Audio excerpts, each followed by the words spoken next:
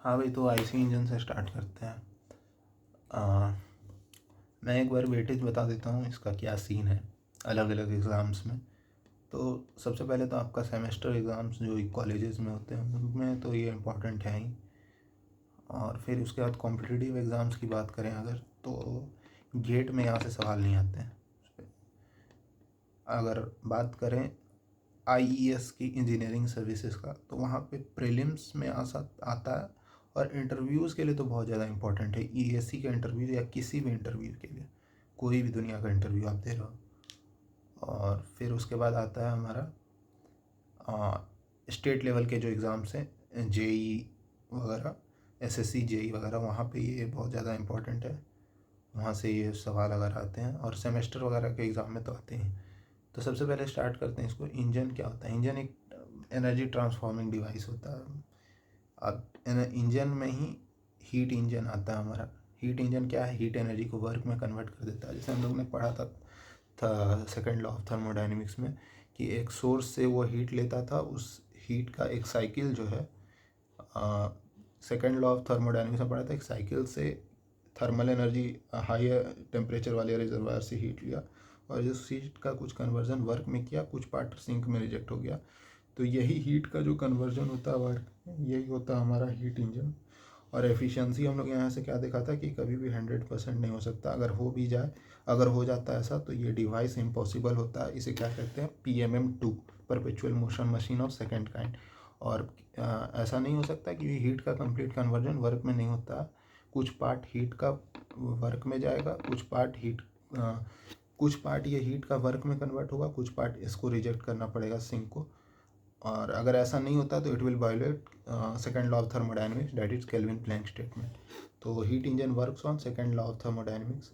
अब पूछ देगा एग्जामिनेशंस में, जैसे कॉम्पिटिटिव एग्जाम्स में पूछ देगा कि heat engine works on which law of thermodynamics, तो आंसर इज सेकेंड लॉ। अब हीट इंजन में भी दो प्रकार के इंजन है, एक ईसी इंजन, एक आईसी इंजन। ईसी इंजन बोले तो एक्सटर्नल कंबशन इंजन। तो एक्सटर्नल कंबशन इंजन, और एक होता है इंटरनल कंबशन इंजन। ठीक है। अब डिफरेंस क्या है कि एक्सटर्नल कंबशन इंजन में कि क्या है कि जैसे कंबशन कहीं और होगा, वर्क कहीं और मिलेगा। ठीक है, मतलब अभी देखेंगे उसे।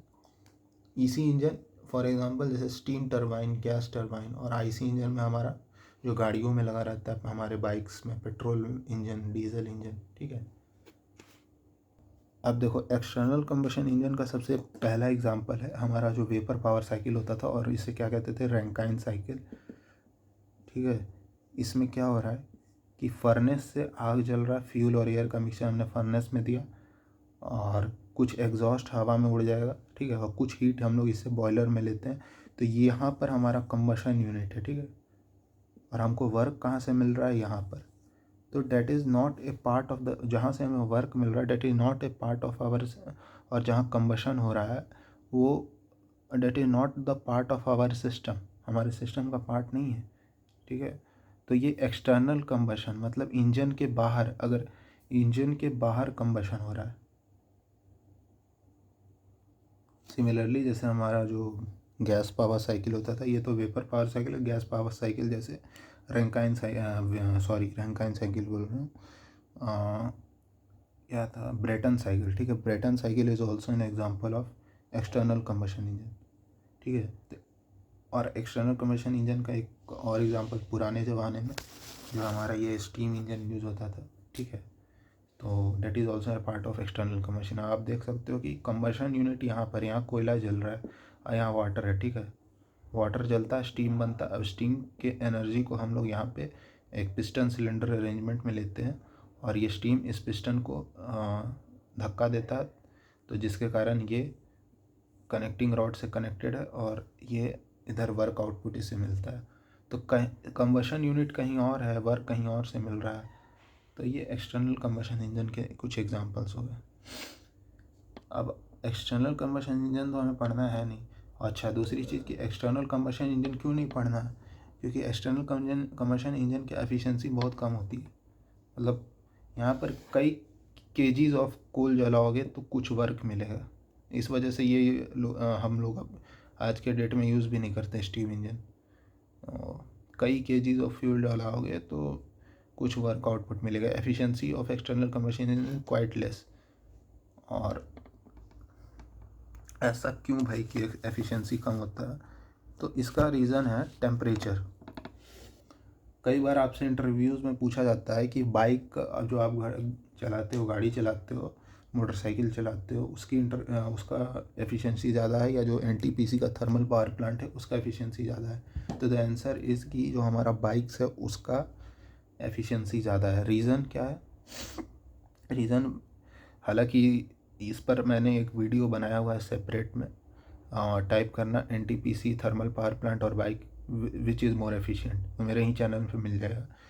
तो रीज़न हम थोड़ा सा यहाँ बता दें कि रीज़न यही है कि जो ये एक्सटर्नल कंबशन इंजन है इसका टेम्परेचर उतना ज़्यादा नहीं रीच कर पाता। यहाँ पर जो बॉयलर, यहाँ पर जो टेम्परेचर जो है हमारे एनटीपीसी थर्मल पावर प्लांट किस साइकिल पे वर्क कर रहा है, रैंकाइन साइकिल पे वर्क कर रहा है, या max to max 600 650 degree Celsius पहुँच पाता है। और जो हमारा बाइक्स होता है, जो हमारा ये होता है, क्या बोलते हैं, इंटरनल कंबशन इंजन, उसके अंदर इमेजिन भी नहीं कर सकते 2500 डिग्री सेल्सियस तक का तापमान पहुंच जाता है हमारा। तो इस हाई टेम्परेचर से हम लोग ज़्यादा वर्क आउटपुट ले सकते हैं और इस लो टेम्परेचर से हमारा वर्क आउटपुट कम निकलता है। That is the concept of available energy. तो उस पर हम ज़्यादा नहीं जाएंगे क्योंकि फिर अलग जोन में हो जाएगा। और उसके लिए तो हमने एक वीडियो भी बना रखा है। 650 डिग्री सेल्सियस मतलब आप ऐसे समझो कि दो थर्मल एनर्जी रिजर्वायर है, एक 650 डिग्री सेल्सियस और एक 250 डिग्री सेल्सियस। यहाँ से भी 10 किलोवाट का हीट निकल रहा है, यहाँ से भी 10 किलोवाट का हीट निकल रहा है। इस 10 किलोवाट के हीट से हम लोग ज़्यादा कम वर्क ले सकते हैं एज़ कम्पेयर टू इस 10 किलोवाट का। रीज़न, यहाँ का टेम्परेचर ज़्यादा है, ठीक है, यहाँ का टेम्परेचर कम है। तो यहाँ का जो इंटरनल कंबशन इंजन होती है उसकी एफिशिएंसी काफ़ी ज़्यादा है as compare to external combustion engine. Very important for the interviews. आपसे इंटरव्यूज़ में अलग अलग फॉर्मेट में ये चीज़ पूछा जा सकता है। जैसे पूछ देगा कि बाइक का ज़्यादा होता है एनटीपीसी थर्मल पावर प्लांट का, या फिर पूछ देगा ईसी इंजन का ज़्यादा है या आईसी इंजन का। तो इस तरह से कई तरह के सवाल बन सकते हैं। तो ये था हमारा बेसिक पार्ट। हाँ, तो ये है आईसी इंजन, जहाँ पर हमारा कंबशन हो रहा है वहीं से हमको, जिस सिलेंडर में हमारा कंबशन हो रहा है वहीं से हमको वर्क आउटपुट मिल रहा है, ठीक है। और आईसी इंजन का एडवांटेज है कि हाईली एफिशिएंट होता है। अच्छा, कुछ लोग के दिमाग में सवाल आ रहा होगा, कुछ लोग के जहन में ये सवाल ज़रूर आ रहा होगा कि 2500 डिग्री सेल्सियस जब यहाँ जनरेट हो जाता है तो ये इसका एक मेटलर्जिकल लिमिट होता है, ठीक है। ये जो इंजन्स के वॉल हैं इसका अपना एक मेटलर्जिकल लिमिट है कि ये मेल्ट क्यों नहीं होता। क्यों? क्योंकि यहाँ पर कूलेंट्स लगे होते हैं, ठीक है। और कूलेंट्स जो है टेम्परेचर को बहुत ज़्यादा रिड्यूस कर देते हैं। इस वजह से ये वैसा कुछ नहीं होता है। ये बेसिक आईसी इंजन का ओवरऑल व्यू है, ठीक है।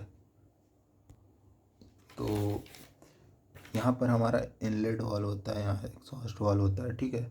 सबसे पहले शुरू से शुरू करते हैं। ये इनलेट मैनिफोल्ड, ठीक है।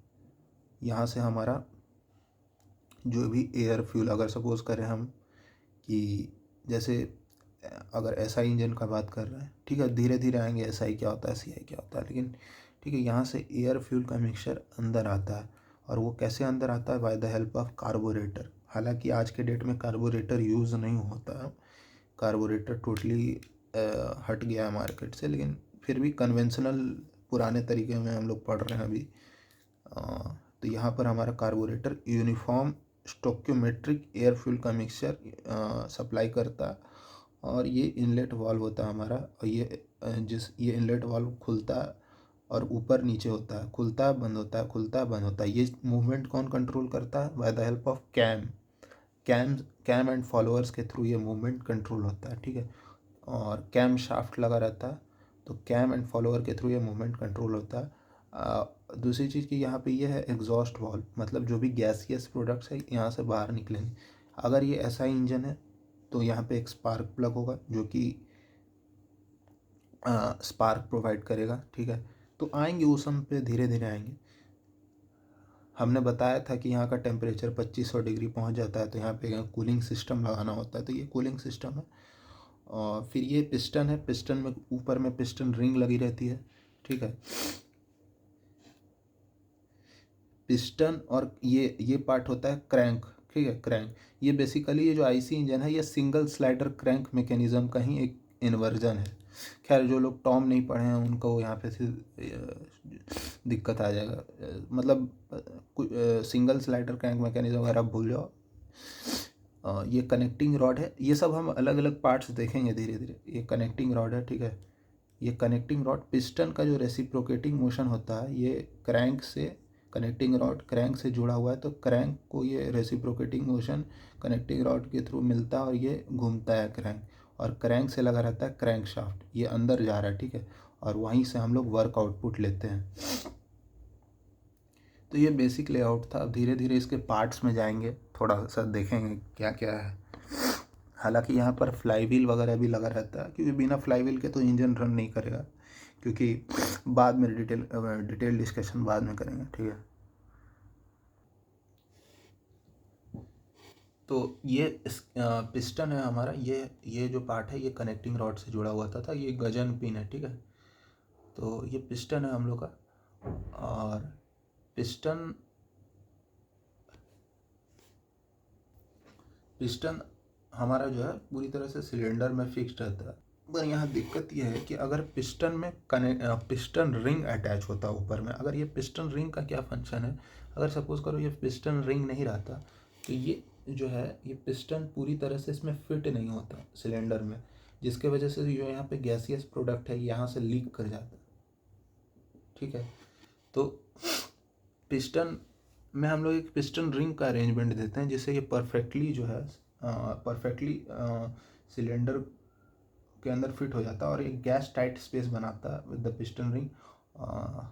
तो ये पिस्टन रिंग का फंक्शन है। और पिस्टन हमारा बेसिकली एल्यूमिनियम अलॉय से बनता है पिस्टन रिंग हमारा, या फिर लो कार्बन स्टील से बना रहता है, या फिर पिस्टन रिंग जो है हमारा कास्ट आयरन का बना रहता है। तो ये मटेरियल्स काफ़ी ज़्यादा इंपॉर्टेंट है फॉर द कॉम्पिटिटिव एग्ज़ाम्स के पॉइंट ऑफ व्यू से, जैसे एसएससी जेई वगैरह में ये पूछा जाता है। कास्ट आयरन से बना रहता है पिस्टन रिंग। और ये कनेक्टिंग रॉड का स्केच जो है बनाने कई बार इंजीनियरिंग सर्विसेज के इंटरव्यू में पूछा गया था। खैर यहाँ उतना इम्पोर्टेंट नहीं है हम लोग के, अगर कोई सेमेस्टर एग्ज़ाम के पॉइंट ऑफ व्यू से देख रहा है तो ये कनेक्टिंग रॉड का बेसिक स्केच है। ये नीचे में थोड़ा चौड़ा होता है, ऊपर में तो ये कनेक्टिंग रॉड का स्केच है। अब देखो यहाँ पर इनलेट वाल्व और एग्जॉस्ट वाल्व का कहानी। हम लोग मैंने पहले भी बता रखा है कि 2500 डिग्री सेंटीग्रेड यहाँ तक का तापमान पहुँच जाता है। तो क्या है कि और ख़ास करके जो ये एग्जॉस्ट वाल्व है इससे ये जो फ्लू गैसेस हैं जो गरम गरम है वो यहाँ से निकलती हैं। तो इस एग्जॉस्ट वाल्व पे तो और ज़्यादा खतरा है, क्योंकि ये ज़्यादा हीट होगा, और एग्जॉस्ट वाल्व ज़्यादा हीटिंग होने के कारण ये डैमेज हो सकता है, ठीक है। क्योंकि यहाँ से जो फ्लू गैसेस जो गरम गरम गैसियस कंबशन प्रोडक्ट्स हैं वो इसको इधर ही से निकलना है, तो ये ज़्यादा गर्म होने के कारण ख़राब भी हो सकता है। तो इसलिए हम लोग यहाँ पे कोबाल्ट बेस्ड एलॉय यूज़ करते हैं। दूसरा रीज़न कि कई बार पूछा जाता है कि इनलेट वाल्व और एग्जॉस्ट वाल्व में साइज़ किसका छोटा होता है, तो हम लोग हमेशा एग्जॉस्ट वाल्व का साइज़ इनलेट वाल्व के कंपेयर में छोटा रखते हैं। क्यों? क्योंकि हमको हीट ट्रांसफ़र हीटिंग जो है हीट को डिसिपेशन को कम करना है। तो हीट डिसिपेशन कम कैसे होगा? एरिया को ही रिड्यूस करके। एच और डेल्टा टी तो हम बदल नहीं सकते, ठीक है।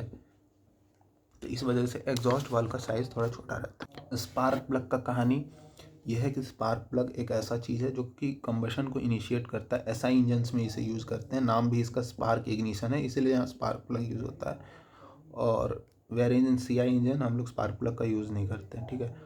और ठीक है, स्पार्क प्लग हम लोग जैसे जैसे आगे बढ़ेंगे हम लोग इन चीज़ों के डिटेल में जाएंगे। और जो कनेक्टिंग रॉड था जिसमें एक चीज़ मैंने बताना भूल गया कि ये जो इसका स्केच जब भी बनाओगे, जब भी किसी भी इंटरव्यूज़ में इंजीनियरिंग सर्विसेज के इंटरव्यू में कई बार ये पूछा गया है कि इसका स्केच बनाओ, तो ये जो स्मॉल एंड है इसे ये इसको कहते हैं स्मॉल एंड, इसे कहते हैं बिग एंड, ठीक है।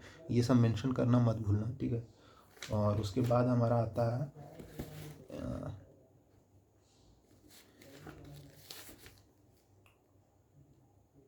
क्रैंक। मैंने बता ही दिया रेसिप्रोकेटिंग। क्रैंक का क्या काम है? ये जो क्रैंक लगा हुआ है ये पिस्टन के रेसिप्रोकेटिंग मोशन को ये रोटरी मोशन में कन्वर्ट करता है।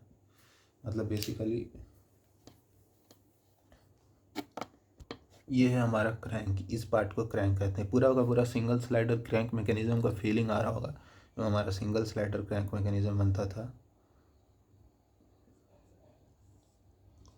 उसी का तो एक इन्वर्जन है ये पार्ट हमारा क्रैंक होता था, ये कनेक्टिंग रॉड होता था, ये सिलेंडर होता था, ये स्लाइडर होता था।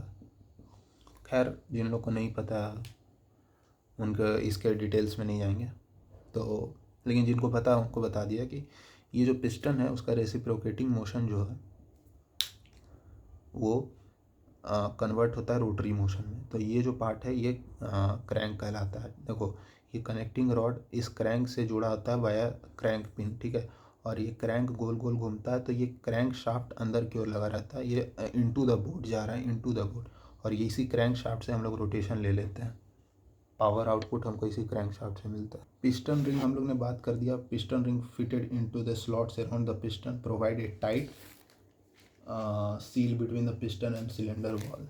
गजन पिन के बारे में भी बातें कर ली हैं हम लोग। It links the small end of the connecting rod and the piston, मतलब कनेक्टिंग रॉड और पिस्टन के बीच में जो एक पिन है उसे गजन पिन कहते हैं। कैम शाफ्ट, हाँ, जो इंटायर इनलेट वॉल्व, देखो एक चीज़ मैं बता रहा हूँ कि ये जो इनलेट वॉल है, एग्जॉस्ट वॉल है, इनका खुलना और बंद होना का टाइमिंग जो है बहुत क्रूशियल होता है। ये जिस टाइम पर खुलना है उसी टाइम पर इनको खुलना होगा, डिले नहीं चलेगा। तो जब भी हम लोग को टाइम का बहुत ज़्यादा बाउंडेशन आ जाता है तो हम लोग कैम एंड फॉलोअर पे जाते हैं, ठीक है। कैम एंड फॉलोअर एक ऐसा चीज़ है जो बहुत महंगा भी होता है, क्योंकि प्रोफाइल्स बनाना इतना आसान नहीं होता है कैम एंड फॉलोअर्स का, तो काफ़ी महंगी चीज़ें होती हैं। लेकिन जहाँ पर टाइम का बहुत क्रूशियल रोल होता है वहाँ पे इसे यूज़ करते हैं, ठीक है। तो ये इनलेट वॉल्व, जैसे सक्शन के टाइम इनलेट वॉल्व ओपन होना चाहिए, फिर उसके बाद कंप्रेशन के दौरान इनलेट वॉल्व क्लोज और एग्जॉस्ट वॉल्व क्लोज, फिर पावर स्ट्रोक के दौरान भी inlet valve close, exhaust valve close, और एग्जॉस्ट स्ट्रोक के दौरान एग्जॉस्ट वॉल्व ओपन होगा। तो ये ओपनिंग क्लोजिंग कौन कंट्रोल करता है? तो ये कैम एंड फॉलोअर, कैम का काम है, कैम शाफ्ट के थ्रू ये कंट्रोल होता है, ठीक है। अगले वीडियो में हम लोग बात करेंगे आईसी इंजन के क्लासिफिकेशन के। आज तो इंट्रोडक्टरी पार्ट था, टाइप पार्ट्स के बारे में बेसिक जाना और कैसे क्या होता है, थोड़ा बहुत वर्किंग भी देखा, मतलब overall IC engine, EC engine ये सब देखा हमने। तो आज तो ये इंट्रोडक्टरी पार्ट था। अब अगले वीडियो में types of classification of IC engine देखेंगे, ठीक है।